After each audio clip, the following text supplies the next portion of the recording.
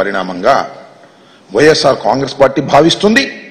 రాష్ట్రంలో అనేక మంది కూడా ఇదే విధంగా భావిస్తున్నారనేది మా అభిప్రాయం. ఎందుకనంటే రాష్ట్రం విడిపోయి 10 సంవత్సరాలు పూర్తయింది.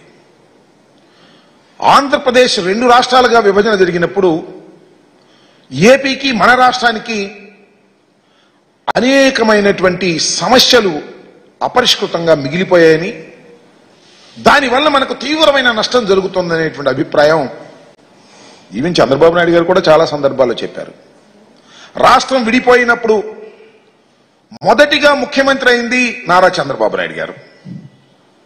5 సంవత్సరాలు రాష్ట్రాన్ని పరిపాలన చేశారు. 10 సంవత్సరాలు హైదరాబాద్ ఉమ్మడి రాజధానిగా ఉండేటటువంటి వెసులుబాటును ఆ రోజు రాష్ట్ర విభజన జరిగినప్పుడు చట్టంలో పెట్టారు. ఎందుకనంటే రాజధాని లేని రాష్ట్రం కాబట్టి.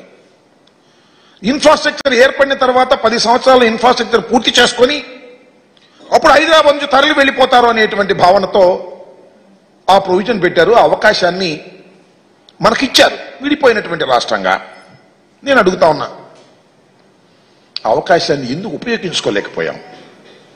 5 సంవత్సరాలు ఈ రాష్ట్రాన్ని పరిపాలన చేసినటువంటి నారా చంద్రబాబు నాయుడు గారు అవకాశాన్ని ఉపయోగించుకోకుండా ఎందుకు పారిపోయి వచ్చారు అనేది ఇక్కడ ప్రశ్న అని అడుగుతా ఉన్నా. ఎందుకంటే ఈ సందర్భంలో చెప్పవలసినటువంటి బాధ్యత, గుర్తు చేయవలసిన బాధ్యత మాకుంది. ఎందుకు వచ్చేశారు? ఉమ్మడి రాజధానిని వదిలేసి ఆయన టకటక వచ్చేసాడు. వచ్చేసి ఇక్కడ ఆఫీస్ లేదు. ఆయనే చెప్తున్నాడు చాలా సందర్భాల్లో, బస్సులో ఉండి పరిపాలన చేశాను అని. ఎందుకు బస్సులో ఉండి పరిపాలన చేయవలసిన పరిస్థితి ఎందుకు ఏర్పడింది? రాజధాని ఇక్కడ ఏర్పడినప్పుడు, శాసనసభ కూడా ఏర్పడినప్పుడు, బిల్డింగ్ ఏర్పడినప్పుడు ఎందుకు మీరు వచ్చేశారు? అందరికీ తెలిసినటువంటి సత్యం అది.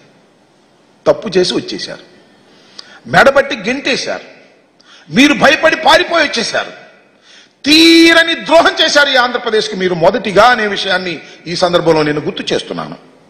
10 సంవత్సరాల పాటు ఉమ్మడి రాజధానిగా ఉండవలసినటువంటి హైదరాబాద్ను వదిలి 9th షెడ్యూల్లోనూ 10th షెడ్యూల్లోనూ ఉన్నటువంటి విభజన చట్టంలో ఉన్నటువంటి ఆస్తులను పంపకం చేసుకోకుండా, బేరసాలలు ఆడుకోకుండా, చర్చలు జరుపుకోకుండా పారిపోయి వచ్చి నూతనంగా ఏర్పడినటువంటి ఆంధ్రప్రదేశ్కి ప్రథమ ద్రోహం చేసిన వ్యక్తి నారా చంద్రబాబు నాయుడు గారు. అవునా కాదా ఆలోచన చేయమని మనం చేస్తున్నా. 5 సంవత్సరాలు పరిపాలన చేశారు. ఏం సాధించారు మీరు? అన్ని ఆఫీసులు ఖాళీ చేసి వచ్చేసారు. ఈ ఆఫీసులు మీరు అడగలేదు.